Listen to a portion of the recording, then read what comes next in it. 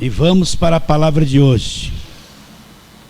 Abra sua Bíblia em Gálatas capítulo 3. E nós vamos ler versículos 1 até os 5. Gálatas 3, 1 a 5.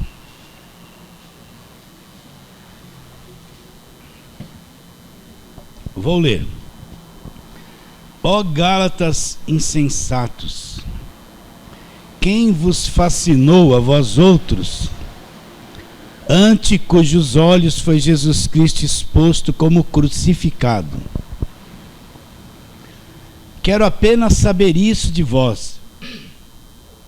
Recebestes o Espírito pelas obras da lei ou pela pregação da fé? Sois assim insensatos que, tendo começado no Espírito, estáis agora vos aperfeiçoando na carne?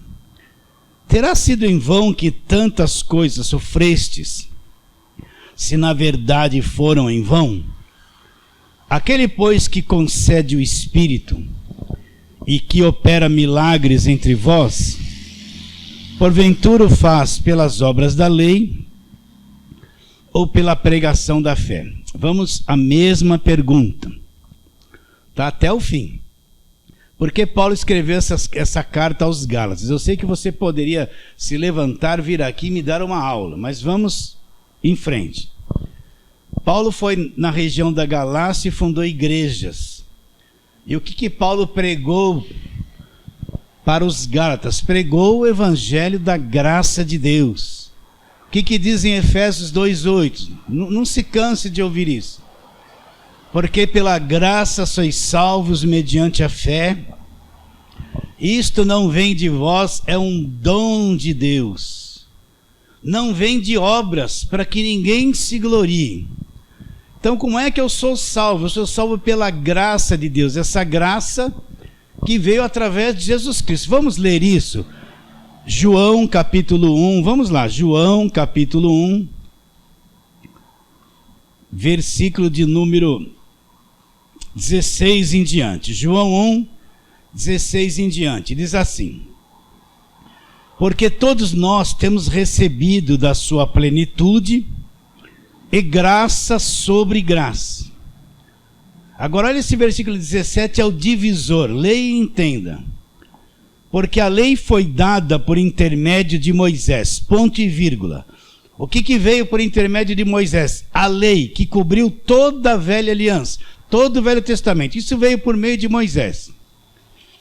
A graça e a verdade, o quê? A graça e a verdade vieram por meio de quem? Por meio de Jesus Cristo. Então, a lei foi dada por intermédio de Moisés. Depois de Moisés, ali cobriu todo o Velho Testamento, até Malaquias e até João Batista, que aparece aqui nos livros históricos, Mateus, Marcos, Lucas e João. João Batista aparece batizando. João Batista fala, a lei e os profetas vigoraram até João Batista. Então, veio até João Batista. Então, isso aí, a lei e a velha aliança cobriu todo esse período. Mas quando Jesus Cristo vem, e ele vai na cruz e morre na cruz, aí se cumpre. A graça e a verdade vieram por meio de quem? Por meio de Jesus Cristo. Então, pela graça sois salvos mediante a fé. Isso não vem de vós, é um dom de Deus. Então, de novo eu vou falar, o que é ser salvo? O que é ser salvo? Eu creio em Cristo de verdade. Ele me liberta do império das trevas, me transporta, me põe no reino do Filho do seu amor. Sou liberto do império das trevas. Tudo que me prendia, me escravizava, eu podia ter vícios, uma série de coisas da carne. Então Cristo, ele me liberta de todas essas coisas, me salva de tudo isso. A salvação começa aqui nessa vida, agora. No momento que você creu em Cristo, você é salvo. Está bem claro isso? Ele te liberta de tudo, te liberta do império das trevas, te liberta da escravidão, das prisões. Só que você vem na igreja e dependendo de onde você vai parar, você não vai aprender o que aconteceu com você. Entende? Se você vai numa igreja que só faz campanha, você encontrou Cristo, está salvo, mas não sabe o que é ser salvo. Você vai entrar no ritmo das campanhas e votos, você vai ficar enfiado naquilo ali. Vocês estão entendendo ou não? Por isso a importância de estar numa igreja que ensine o evangelho, que te mostra, você crê em Cristo, está salvo. Agora eu vou te ensinar o que é ser salvo. Quão grande salvação já aconteceu na sua vida. Agora você foi liberto do império das trevas. Você não precisa ir em culto de libertação, culto de descarrego. Você não precisa que ninguém ponha a mão na tua cabeça e falar, sai, sai, sai. Você não precisa tomar esse passe evangélico. Esse passe vem da macumba. Transferiram ele para o evangelho. Você não precisa que ninguém me impor a mão na tua cabeça para tentar tirar alguma coisa de você, ou transferir alguma coisa para você, como se pratica. Você já é salvo. O teu Salvador já te libertou. Entende? Você já foi salvo das prisões. Agora acredita. Enfrenta as prisões para você ver se você não foi salvo delas. Você já foi. Por fim, quando você deixar esse corpo, você entra na eternidade. Mas a vida eterna já está em você agora. Você já é salvo agora. Está bem claro isso? Agora alguém poderia perguntar, mas pastor, o que eu fiz para que essa salvação se cumprisse na minha vida? O que diz o versículo? Não de obras para que ninguém se glorie. Você não tem poder de fazer nada para ser salvo. Esse negócio que eles falam, olha, Jesus fez a parte dele, fez 50% e você tem que fazer a tua parte, que é os outros 50%. Onde está escrito isso no Novo Testamento? Isso aí eles falam, mas não existe. Jesus fez a parte dele e fez a nossa, por cada um de nós, e nos deu de graça. Então você não tem uma obra que salva o homem. O teu jejum não te salva. Você pode dar o teu dízimo, não vai te salvar. Você pode subir no monte, não te salva. Você pode estar na igreja em toda vigília de libertação, vai se cansar, isso aí não vai resolver nada, vai te iludir cada vez mais. Você pode vir na frente todo apelo, quem quer ser liberto vem aqui na frente, e você vai lá, alguém vai passar óleo na tua cabeça, e sai demônio disso, sai demônio daquilo, sai, não vai resolver nada. Você vai cair nesse ritual, não vai resolver nada, porque não tem uma obra que o homem possa fazer para ser salvo. Se tivesse, Jesus não precisava ter vindo ao mundo. Deus orientaria, faça isso e você está salvo. E tudo da parte de Deus para o homem é dado de graça. Deus não cobra, não tem custo. Bênçãos de Deus não tem custo. Entende ou não? Não tem custo por nada, não é o teu esforço. Não tem custo. É dado tudo da parte de Deus para o homem, é dado o quê? Gratuita. O que diz Romanos 8,31? Aquele que não poupou ao seu filho, antes por todos nós o entregou, como não nos dará gratuitamente com o filho? O quê? Todas as coisas. Então Deus entregou o seu filho e dá todas as coisas gratuitamente com o filho. Então Paulo ensinou, e dentro dessa graça você é justificado, redimido, reconciliado, herdeiro de Deus, selado com o Espírito, filho de Deus. Tem uma riqueza imensurável, e tudo vem de graça através daquilo que Cristo fez na cruz. Por onde veio a graça? A lei foi dada por intermédio de Moisés, ponto e vírgula. A graça é a verdade. Mas toda a lei não era verdade? Era verdade enquanto ela foi válida. Mas quando a graça vem, o evangelho vem a verdade da graça de Deus. Então ela não serve mais. A verdade agora, a graça e a verdade é o evangelho. Está bem claro isso? Paulo ensinou isso para os Gálatas. Mas o que eles fizeram? Paulo se ausentou, chegou lá o pessoal do Velho Testamento, o pessoal da lei, das obras, do sacrifício, da circuncisão, do pagar preço, do monte, do jejum. Vocês estão entendendo ou não?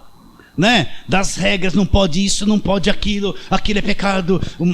Chegou o pessoal da lista das coisas que tem para fazer e da lista das coisas que não pode fazer. Isso aí para ficar mais ilustrado. Entrou na igreja dos Gálatas e o que aconteceu? Começou a se infiltrar na doutrina e dizer que aquilo que Paulo tinha ensinado não era suficiente, precisava se voltar para a lei, se circuncidar, voltar para Moisés, e isso iria completar a obra da cruz, e eles seriam salvos através dessas coisas. E o que Paulo fala no versículo 1 do capítulo 1 de Gálatas? Paulo fala: admira-me que estáis passando tão depressa. Tão depressa de quê? Olha que Paulo fala: daquele que vos chamou na graça de Cristo para outro evangelho. Que outro evangelho é esse? Esse evangelho da lei e das obras, esse evangelho da circuncisão, é outro evangelho, não é o evangelho da graça de Deus. Aí Paulo fala: o qual não é outro, senão alguns que vos perturbam e querem perverter o evangelho de Cristo. Quem são esses perturbadores? São esses que Paulo fala, esses que vêm da lei. Você pode ver que toda essa gente que está debaixo de lei, é tanta cobrança que eles vivem perturbados. E os pregadores pregam perturbação, porque causam ameaça para as pessoas. Sempre Deus está cobrando um monte de coisa, né? Oprimem as pessoas, sempre ameaçam: olha, o diabo vai entrar na tua casa, o diabo está na tua vida, né? Esses são os perturbadores. Você pode ver que toda pessoa que está debaixo de igreja de lei é perturbada, não tem paz, não tem tranquilidade, não tem segurança. Está sempre amedrontada. Para ela acordou: estou em guerra, estou em guerra. Ela acordou, já está em guerra. Ela está em guerra com todo mundo, com o marido, com a esposa, com os filhos, com os vizinhos. Ela só está em paz quando vai para a igreja. São os perturbadores. Então, alguns que vos perturbam e querem perverter o evangelho de Cristo. Aí Paulo fala: mas ainda que nós, ou mesmo um anjo vindo do céu, vos pregue evangelho que vá além do que temos pregado, que é o evangelho da graça de Deus, seja o quê? Anátema quer dizer maldito.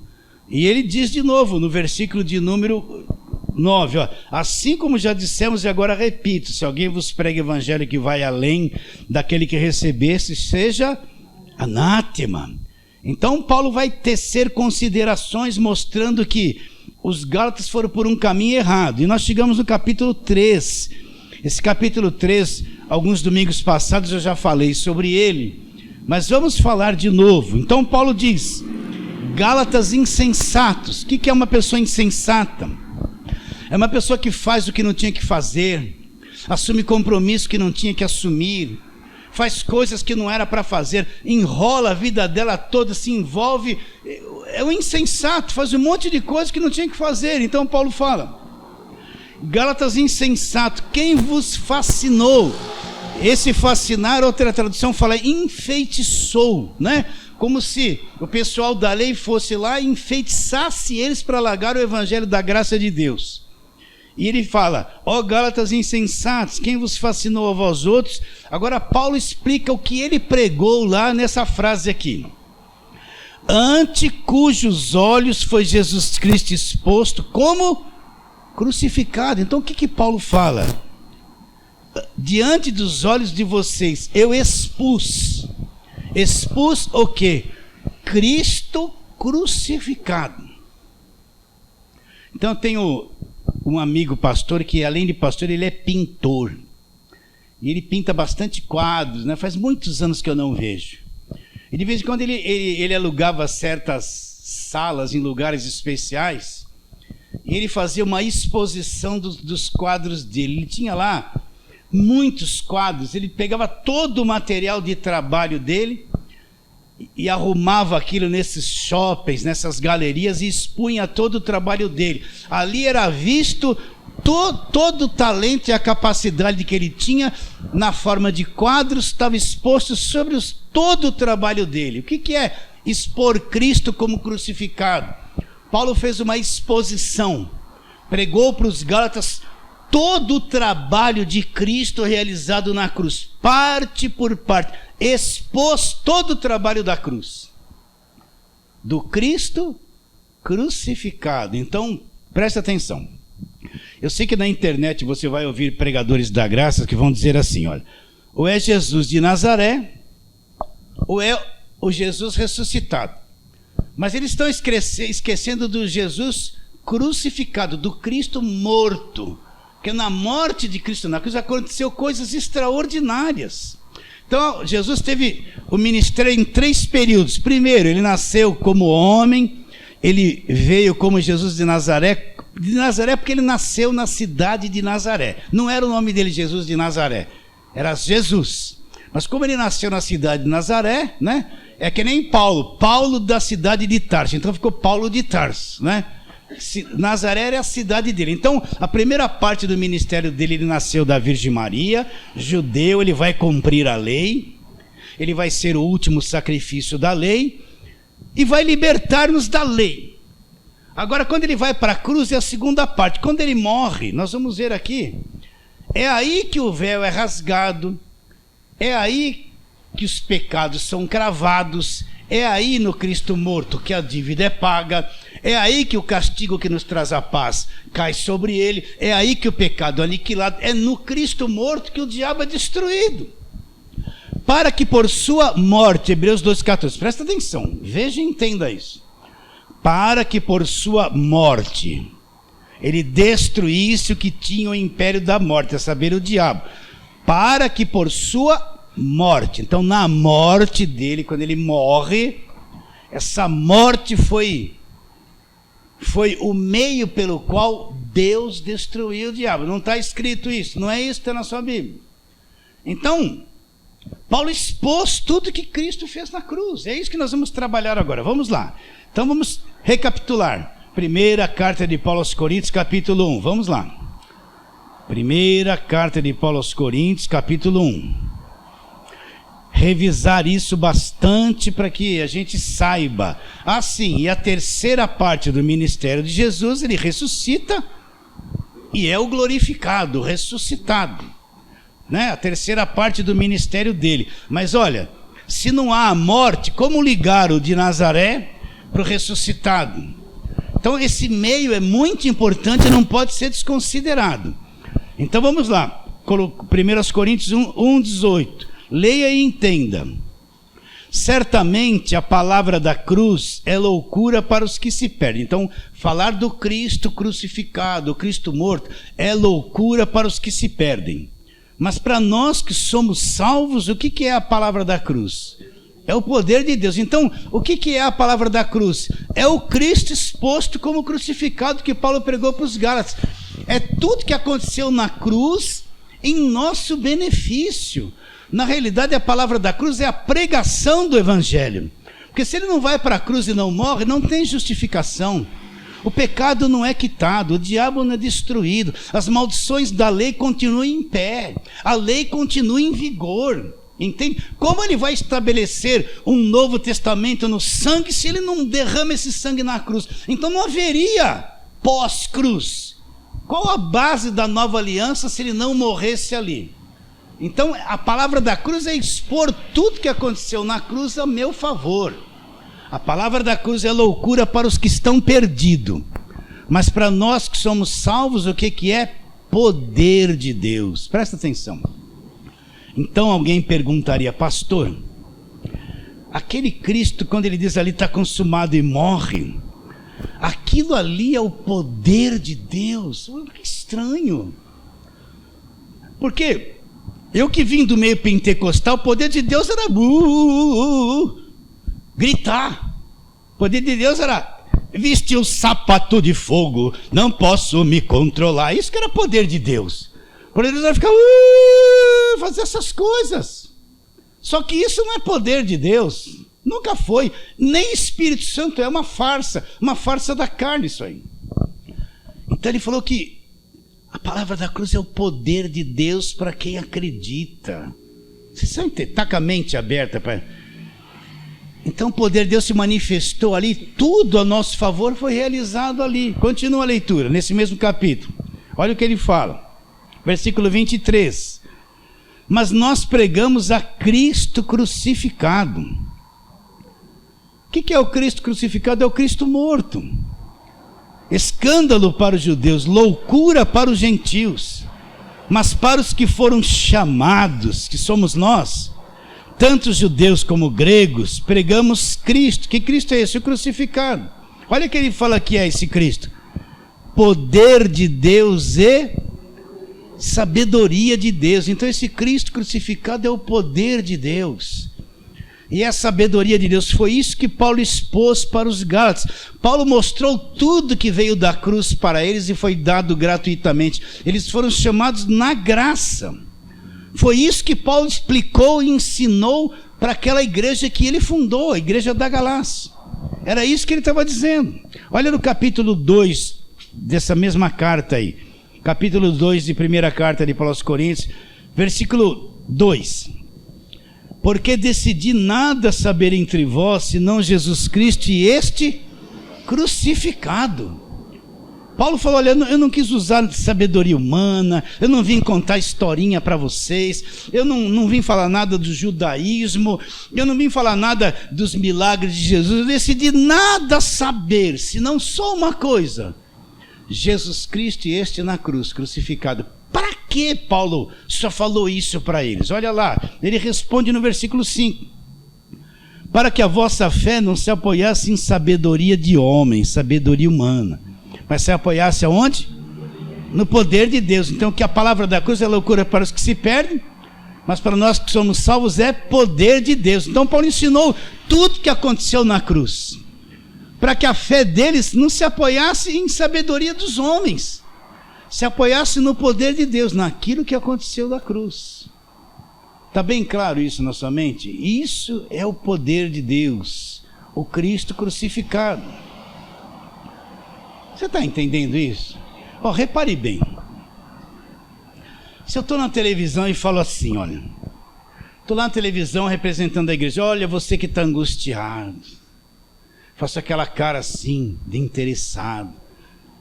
Você que perdeu o emprego, você que não vai bem no seu casamento, venha, nós temos a solução para você. Qualquer um, vídeo ouvinte lá, vai entender isso.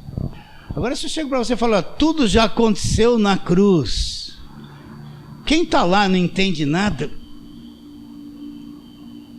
eles não entendem. Eles não entendem a linguagem da Bíblia. Vocês estão entendendo ou não? É fácil entender essa linguagem psicológica dos problemas, atrair as pessoas. Mas Paulo pegava o Cristo crucificado. Era isso poder para atrair de verdade aqueles que vão ser chamados. É isso que te atraiu, que me atraiu. Foi ou não foi? Então, nós estamos acostumados com essa linguagem, mas o mundão não está acostumado. Entende? A maior parte das igrejas não estão acostumadas, porque elas estão no Velho Testamento. Não estão. Isso que é língua estranha. Isso que é língua estranha. A palavra da cruz é o poder de Deus. Então vamos ver algumas coisas. Recapitular. Marcos capítulo 15. Vamos lá. Marcos capítulo 15.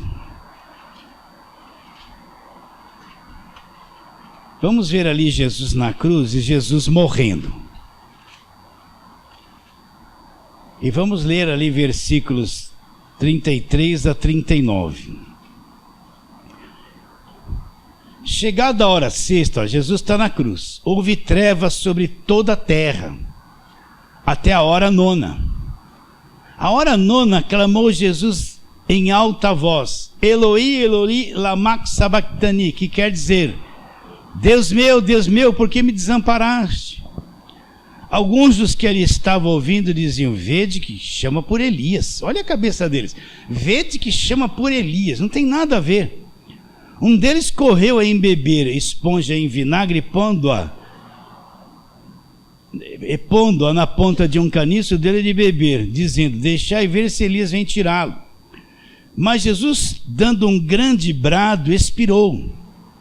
E o véu do santuário rasgou-se em duas partes, de alto a baixo. E o centurião que estava em frente dele, vendo que assim expirara, disse: verdadeiramente este homem era filho de Deus. Veja bem, Jesus está na cruz, está vivo. Não aconteceu nada, o véu não rasgou ainda. Que véu era esse? Aquela separação do lugar chamado Santos dos Santos, do lugar santo para os Santos dos Santos, onde lá dentro tinha a Arca da Aliança, os querubins, a vara de Moisés, de Arão que floresceu, o maná, as tábuas da lei. Ali estava a presença de Deus, ninguém podia entrar ali. Mas quando Jesus expirou, morreu, Deus rasgou aquele véu espesso, rasgou de alto a baixo, mudou tudo. Deus sai daquele lugar agora e se torna acessível a todos aqueles. Agora o homem não precisa mais de um templo para se chegar a Deus. Nós vamos ver isso. O homem não precisa mais de um sacerdote do Velho Testamento para se chegar a Deus. Deus agora na Nova Aliança é que se achega ao homem em qualquer lugar. Em qualquer lugar. Você entende ou não? Então quando Cristo morre, esse véu que era a separação, que era representando os pecados da humanidade, o castigo, as maldições, a barreira entre os homens e Deus, rasgou de alto a baixo quando Cristo morreu. Se abre um novo e vivo caminho. Deus agora sai de tudo aquilo. O sacrifício é cumprido na cruz. Nessa morte dele, o sangue derramado, ele é o último sacrifício. Ele cumpre a velha aliança, enrola tudo aquilo, não serve mais, e nesse sangue derramado daí para frente ele estabelece o novo testamento no meu sangue. Começa-se a nova aliança. Mas repare bem, o véu não rasgou enquanto ele não expirou, porque precisava a morte, ele precisava morrer para se cumprir o verdadeiro sacrifício. Se não morre, ele vivo ali, ainda a coisa estava incompleta. Vocês entendem ou não? Então o véu se rasgou. Vamos lá, capítulo de número 9 de Hebreus agora, vamos lá. Eu já te passei tudo isso em pregações passadas. Estamos só recapitulando essa... Hebreus capítulo 9. Nós vamos ler ali o que o escritor fala de coisa importante. Versículo 14 em diante. Vamos ler isso com sabedoria. Você memoriza esses textos, estuda isso, né? Para você poder transmitir a mesma coisa. Então, versículo 14 de Hebreus 9. Muito mais o sangue de Cristo, que pelo Espírito eterno a si mesmo se ofereceu, olha lá, sem mácula a Deus, purificará nossa consciência das obras mortas para servirmos aos Deus vivos. O que são obras mortas? É tudo aquilo que você pode fazer que tenta substituir o que Cristo fez na cruz por você. Você faz uma obra para ser salvo.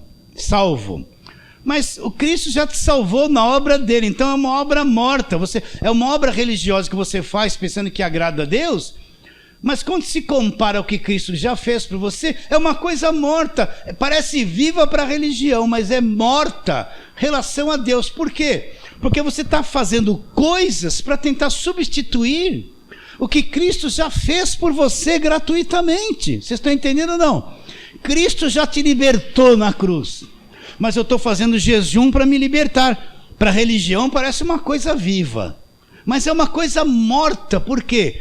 Porque eu estou tentando através do jejum alcançar uma coisa que Deus já me deu de graça. Então é uma coisa morta se comparando com aquilo que Cristo fez por mim. Não presta para nada, mas a religião vai te louvar. Olha, você fez jejum e orações. O que você vê na pastora? Essa pessoa é de muito jejum e muita oração. Tudo obra morta. Oração é boa, mas o jejum... Está entendendo que é obra morta? Vamos supor que você quer ver uma obra morta? Olha, em nome de Jesus eu vou fazer um sacrifício em dinheiro para Deus. Vou pôr aqui no envelope, eu vou encostar Deus na parede. Deus tem que me responder. Está aqui, Deus, o meu sacrifício em dinheiro. Deus é obrigado a te responder. Olha a obra morta aí. O que diz Efésios 1:3? Nos abençoou com toda sorte de bênçãos espirituais nas regiões celestiais. Eu vivo pela fé nessas bênçãos. Então eu estou querendo que Deus me abençoe pagando um preço, tentando substituir a graça que já me abençoou. Vocês estão entendendo ou não? Então é uma obra morta, porque quando chega diante de Deus é morta, não serve para nada. Então quando eu entendo que o sangue foi derramado na cruz, o que vai acontecer? Eu entendo o que aconteceu na cruz. Esse sangue limpa a minha cabeça desse monte de coisa religiosa, evangélica. Eu tenho que pagar preço, eu tenho que fazer voto, eu tenho que subir no monte, eu tenho que fazer sacrifício, tudo é um custo, né? Você vai ver o salmista dizer assim: jamais me apresentarei a Deus com as mãos vazias, porque lá na velha aliança você tem que fazer todas essas coisas. Então, quem está debaixo de lei está com a cabeça cheia de coisas para fazer. Ele acha que se ele não fizer esse monte de coisas, Deus não é com ele. Sendo que ao contrário, Cristo já fez, Deus é com ele não precisa fazer nada disso. Então tudo isso são obras mortas. Quando você vem para a graça de Deus, limpa a tua consciência, acabou. Você não se sente mais condenado, não se sente mais culpado, Deus não está te cobrando nada, você não se sente mais devedor, não é? Se um domingo não deu para vir na igreja, quem está debaixo de lei fala assim: nossa, eu não consegui ir na igreja, vem a condenação, meu Deus, dei brecha. Ela já está preparada para a semana tomar retaliação do diabo. Tá ou não tá? Ela já condicionou a cabeça. Ih, não fui domingo na igreja, dei brecha. É essa semana que o diabo me pega. Pode ter certeza, a cabeça dela, ela já começa uma segunda-feira, cadê o diabo? Com medo. Nossa, eu não fui lá no culto de libertação. Ih, meu Deus, não tomei o passe do pastor. Dito, cadê o diabo? Já começa a ver diabo.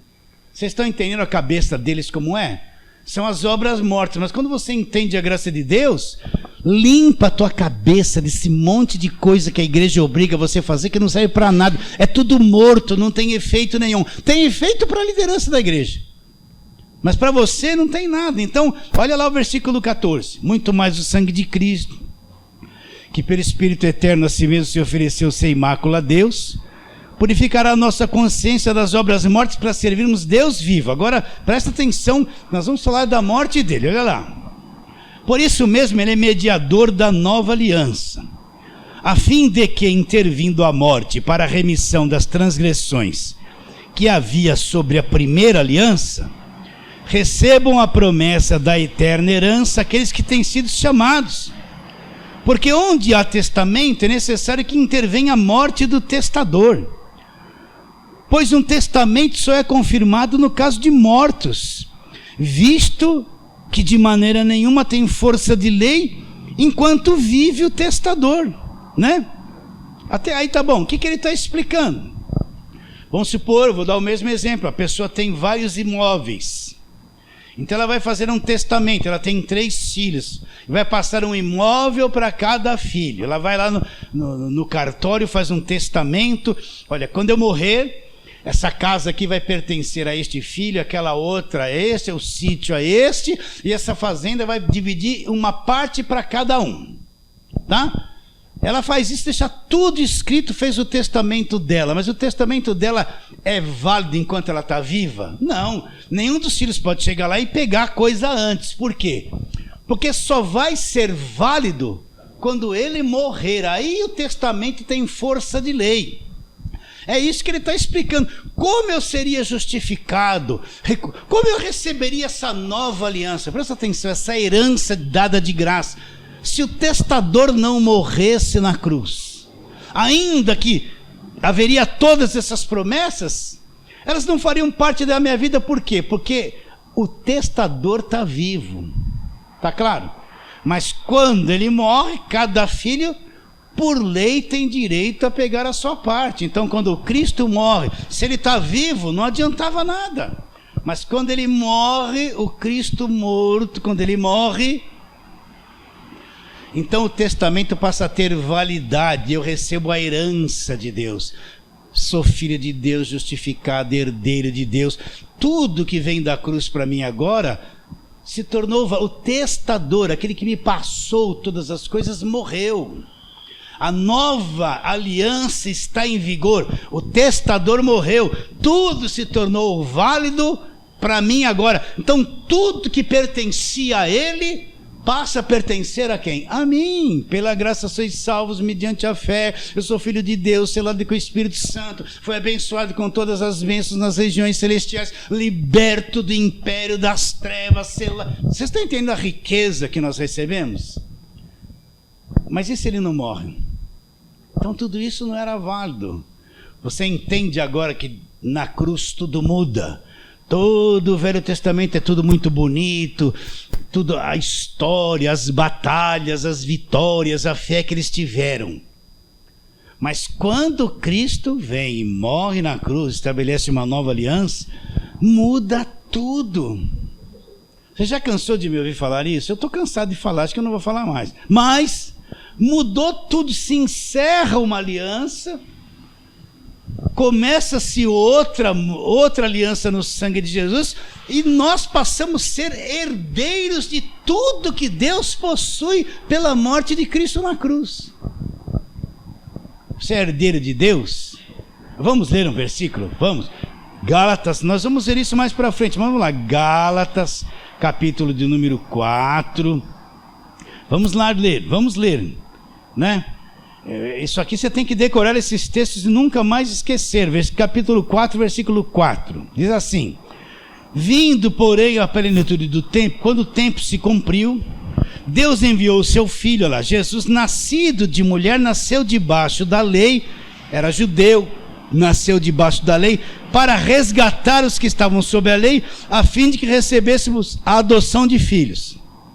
E porque agora nós somos filhos, Deus enviou ao nosso coração o Espírito do seu Filho que clama, Abba, Pai. De sorte que você já não é escravo, porém filho. E sendo filho, o que está escrito aí? Também herdeiro por Deus. Então a morte de Cristo na cruz, presta atenção, eu recebi a herança, me tornei herdeiro de Deus. Então quer dizer, pastor, que as galáxias me pertencem? Pertence. Não fala assim, herdeiro de Deus, então vou comprar um carrinho. Não, vamos para coisa grande. Qual é a riqueza de Deus? O que Deus tem que os nossos olhos não veem? Esse mundo invisível de criação, que nós sabemos que existe, mas não vemos.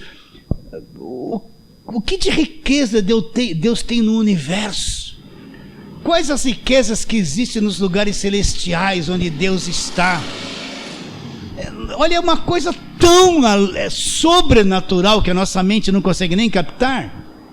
Saiba que a morte do testador fez com que você herdasse todas as coisas, tudo que Deus tem te pertence. Você acredita nisso? Como isso passou para mim? Porque o testador morreu na cruz. Ele precisou morrer, a morte dele me trouxe isso. Para ter validade o Novo Testamento, se ele não morre, não tem validade.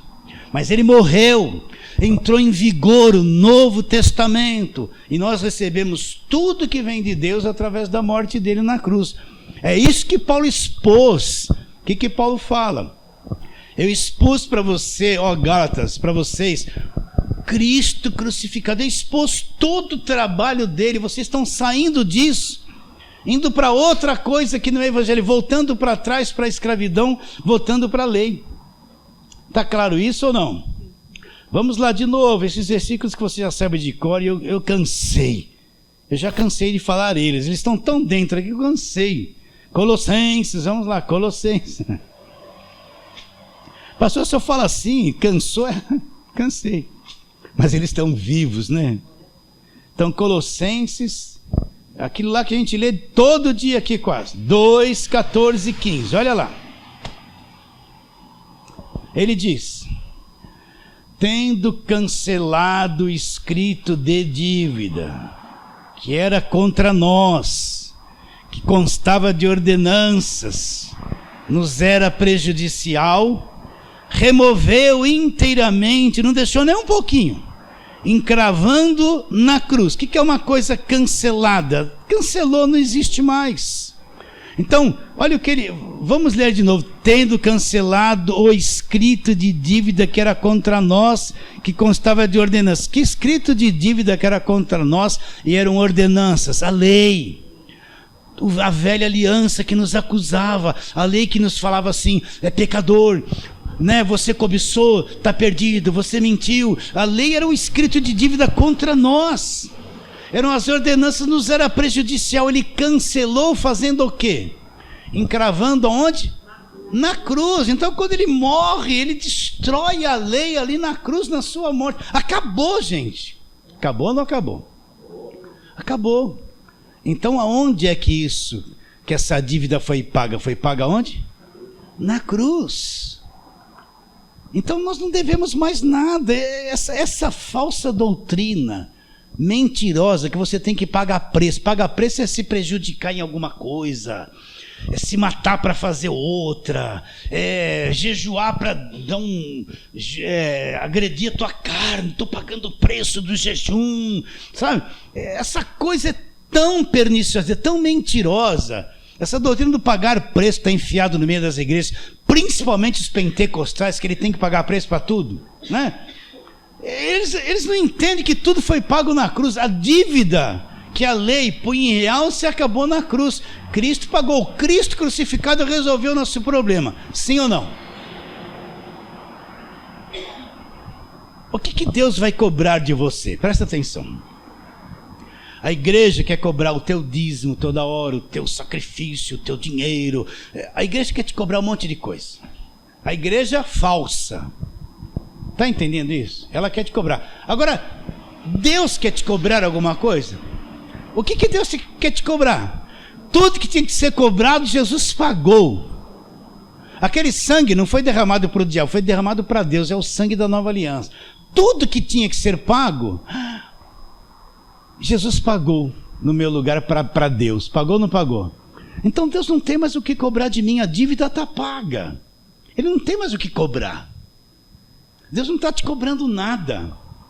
É a igreja, é a falsa doutrina, é a cabeça do líder que está debaixo da lei que te cobra. É a falsa doutrina da velha aliança que te cobra, que exige, entende? Que te amarra em conceitos para ficar enfiado dentro da igreja e dizer, olha, se der uma mancada já era. Mas o próprio Deus não pode te cobrar nada. Por quê? Porque tudo foi pago na cruz, não tem mais dívida. Está bem claro isso para você? Não tem mais dívida. Acabou. O escrito da dívida foi cancelado na cruz. O que mais ele fez na cruz? Olha lá. E despojando os principados, potestades, publicamente os expôs ao desprezo, triunfando deles aonde? Na cruz. Paulo expôs o Cristo crucificado. Vamos lá, Hebreus 2:14, o famoso versículo. E leia e entenda aqui. Versículo 14, ela, visto, pois, que os filhos têm participação comum de carne e sangue, Hebreus 2,14, destes também ele igualmente participou. Agora, é isso que muitos que pregam a graça estão anulando. Olha lá, para que por sua morte, ele precisava estar morto, foi através da morte dele ele fizesse o quê? Destruísse aquele que tinha o poder da morte, a saber, o diabo. Tem tradução que está, aquele que tem o poder da morte. Não tem, é errado, o que tinha. Então, para que por sua morte, quando Cristo morre na cruz, está morto, esse foi o poder que destruiu o diabo. Não é isso que está escrito aqui, para que por sua morte, não está assim, ó, para que por sua ressurreição, não está escrito isso. Está escrito para que por sua morte, o Cristo morto, destruísse o que tinha o poder da morte, a saber, o diabo. Agora pense um pouquinho. Está lá alguém com um pouquinho de óleo assim, dizendo, receba uma unção para vencer o diabo. Presta atenção. Olha, eu vou distribuir uma rosinha orada, ungida, você põe na sua casa, que isso aí vai chupar todo o diabo que está na tua casa, aí você traz ela seca para a igreja, que nós vamos queimar o diabo. Aí a irmã vai lá, a florzinha chupa o diabo, ela põe o diabo e a florzinha na bolsa, leva para queimar na igreja. Presta atenção. Eles estão querendo vencer o diabo com florzinha, com água, com óleo, com sal grosso da macumba, né? Olha só que eles põem na mente das pessoas e não pregam isso, né? Com arruda, né? Não tem igreja evangélica que dá arruda, hein? Não é verdade? A água do Rio Jordão, né? Sim ou não? Uma cruzinha ungida. Olha a cabeça dessa gente. E aqueles que estão nessas igrejas estão escravos por essas coisas. Eles estão fechados, eles não conseguem. Então vai lá aquela irmã coitadinha, olha uma rosa aqui, ó, vou por essa Satanás, agora essa rosa. Olha a cabeça deles, gente. Não estão escravizados? Vocês riem, né? Mas tem gente lá na internet que vai ver esse vídeo daqui 2 dias e vai se libertar, né? O que foi que venceu e destruiu o diabo? A sua morte. Acabou o problema. Não acabou o problema? Agora eu fico numa igreja que é mais feitiço do que igreja, fica todo mundo aterrorizado lá.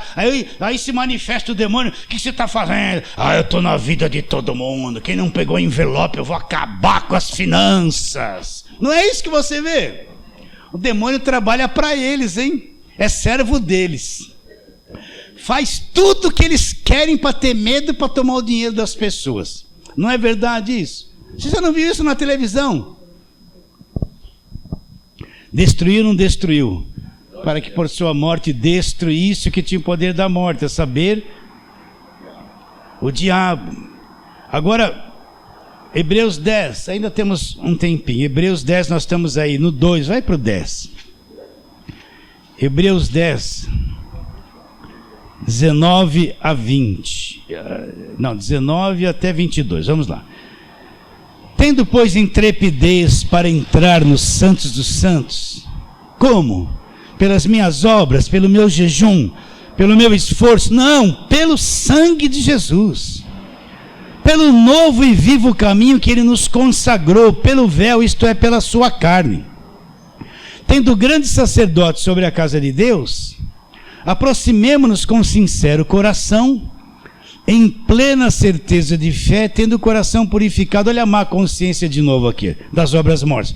Da má consciência e lavado o corpo com água pura. O que ele está dizendo? Que agora, depois que ele morreu na cruz, derramou sangue, um novo e vivo caminho foi aberto através do sangue de Jesus. Ou seja, como era no Velho Testamento, eu tinha que trazer a minha oferta, dar na mão do sacerdote, o sacerdote ia lá diante de Deus e fazia o sacrifício. Não era assim?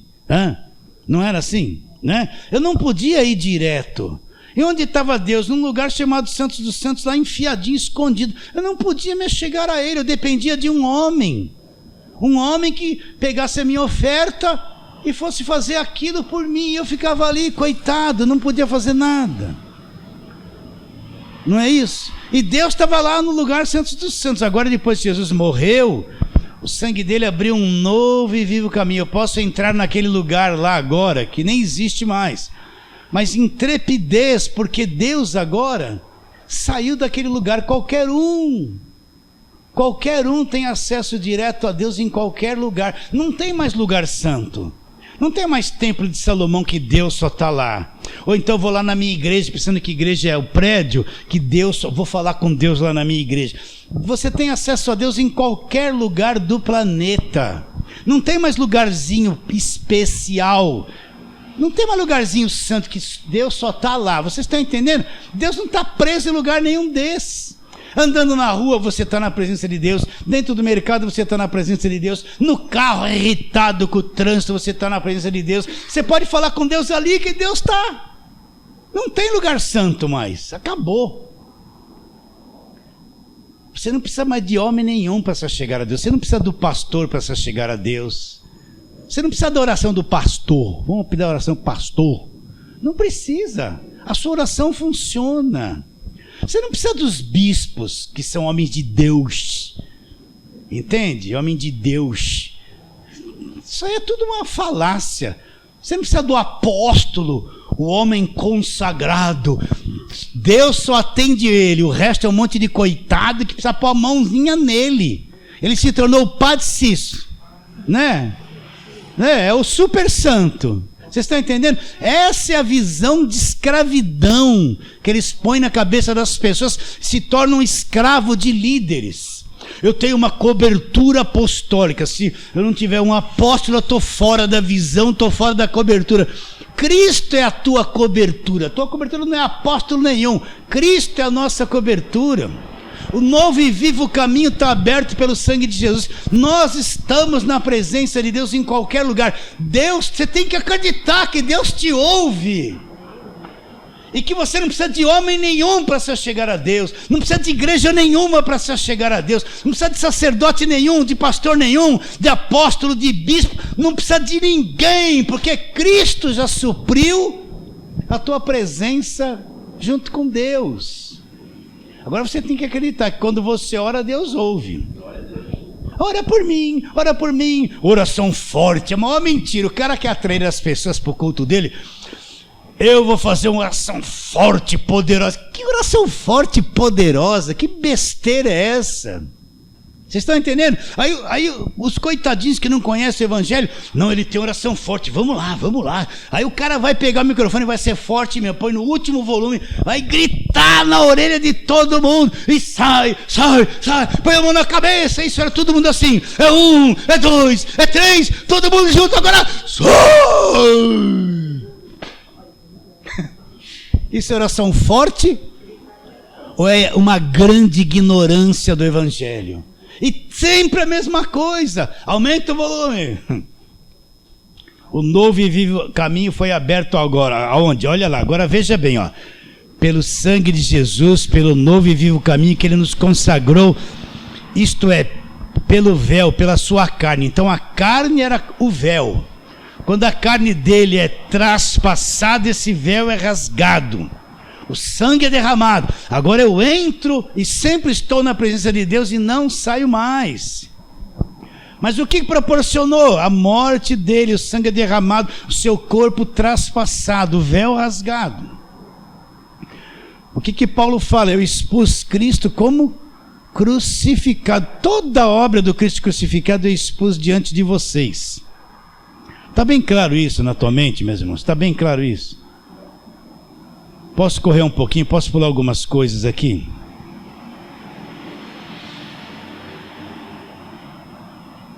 Vou pular algumas coisas. Está bem claro isso, né? Sim ou não? Posso passar para frente? Agora volta lá, vamos lá. Gálatas capítulo 3. Por que Paulo está expondo tudo isso? Aí ele vai fazer as perguntas, que agora são as perguntas. Versículo 2, Gálatas 3, 2. Quero apenas saber isso de vós. Aí Paulo vai fazer uma pergunta. Ele vai fazer uma pergunta sobre uma coisa maravilhosa, uma riqueza gigantesca que nós temos na nova aliança, que é o Espírito Santo habitando em nós, ser selado com o Espírito Santo. Ele vai fazer a pergunta. Quero apenas saber isso de vós. Recebestes o Espírito, está com letra maiúscula, é o Espírito Santo. Vocês receberam o Espírito Santo por obras da lei, porque vocês ficaram debaixo da lei? Ou foi pela pregação da fé? Né? Porque eu recebi o Espírito. Todo crente verdadeiro tem o Espírito. Não precisa falar língua, não precisa gritar. Olha, vamos lá, Efésios capítulo 1. Vamos lá, Efésios capítulo 1, tem que correr muito. Versículo 13 em diante. No meio pentecostal, nós aprendemos assim: se você não falar em línguas, não tem o Espírito Santo, não é selado com o Espírito Santo. A línguas é mais que tudo. Mas não é verdade isso. Olha lá o que diz Efésios 1, versículo 13. Em quem também vós, depois que ouvistes a palavra da verdade. Efésios 1, 13, vou ler de novo. Em quem também vós, depois que ouvistes a palavra da verdade, vírgula, o que é a palavra da verdade? Isso que é importante. O evangelho não é lei.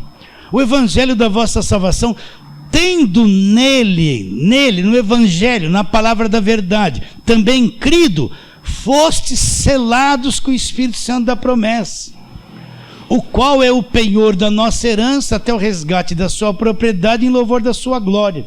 Então, quando eu criei no evangelho, o que aconteceu comigo? Fui selado com o Espírito Santo da promessa. O que é o selo? É que nem uma escritura do teu imóvel. Você tem uma casa, foi no cartório, fez uma escritura e registrou. Esta casa pertence ao fulano de tal. Ninguém pode fazer nada. Tem a escritura, está registrada. Ninguém te toma isso. O que é a escritura de Deus em nós? Nós cremos no evangelho, a palavra da verdade. Deus vem e nos sela com o Espírito Santo. Ele vem para dentro de nós. Tum! E é a escritura de Deus, propriedade exclusiva minha, pessoa salva, selada com o Espírito Santo, meu filho, salvo, sempre salvo, nada toca nesse filho. Você está selado, é a escritura de Deus que você pertence a Ele. Está claro isso? E esse Espírito é o penhor. Agora volta lá para Gálatas. Vocês receberam, Paulo está fazendo a pergunta. Quero apenas saber isso de vós, recebestes o Espírito por obras da lei ou pela pregação da fé?